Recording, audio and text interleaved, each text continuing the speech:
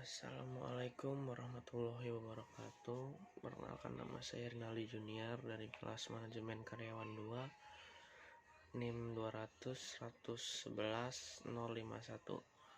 Di sini saya akan menjelaskan ciri-ciri muslim trainer dan pandangan muslim.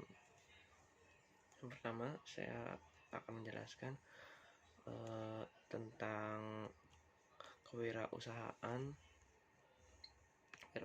sebagai bagian dari ekonomi dan bisnis Islam terkait mengejar peluang di luar kendali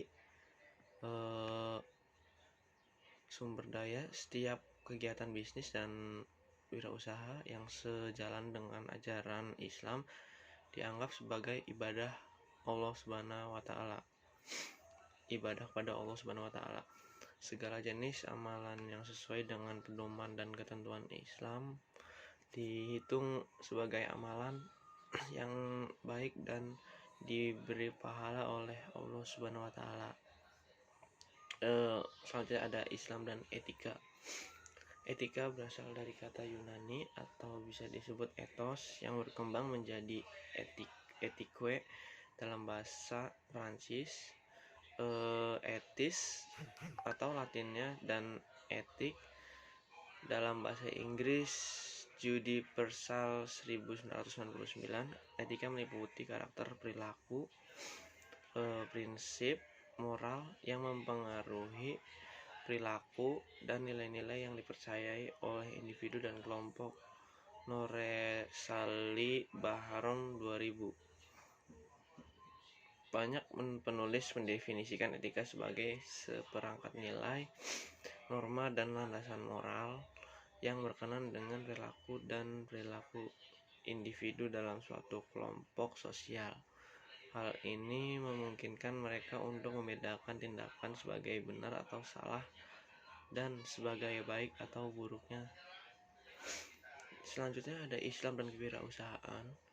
Ada beberapa definisi yang dikemukakan tentang wirausaha ini, termasuk individu yang terlibat dalam suatu perusahaan atau bisnis, mendirikan bisnis baru, siap menghadapi semua risiko, dan menemukan cara baru untuk menggunakan sumber daya secara optimal dan menciptakan lebih banyak kesempatan kerja.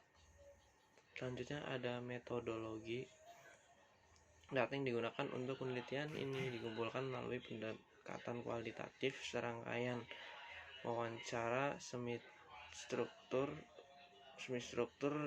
yang dilakukan dengan cendekiawan dan akademis muslim untuk mendokumentasikan pandangan mereka terhadap karakteristik muslimpreneur. Beberapa cendekiawan dan akademisi muslim telah dihubungi untuk mendapatkan persetujuan mereka dalam berpartisipasi dalam penelitian ini. Tidak memiliki batasan jumlah peserta dan serangkaian wawancara yang harus dilakukan. Proses pengumpulan data akan dihentikan setelah mencapai titik jenuh. Analisis data kualitatif. Tujuan Islam didasarkan pada konsep tauhid atau bisa disebut persatuan, khalifah bisa disebut amanah, dan ibadah.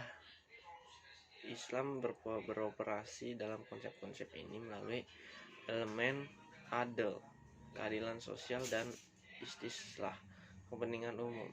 Konsep-konsep tersebut jika diterjemahkan jadi nilai-nilai menunjukkan bahwa sistem Islam telah mengintegrasikan fakta dan nilai, kemudian melambangkan sistem pengetahuan yang didasarkan pada akuntabilitas dan tanggung jawab sosial. Kurang lebihnya seperti itu. Mohon maaf bila ada kekurangan kata atau tidak menjelaskan atau tidak jelas saat menjelaskan. Wassalamualaikum warahmatullahi wabarakatuh.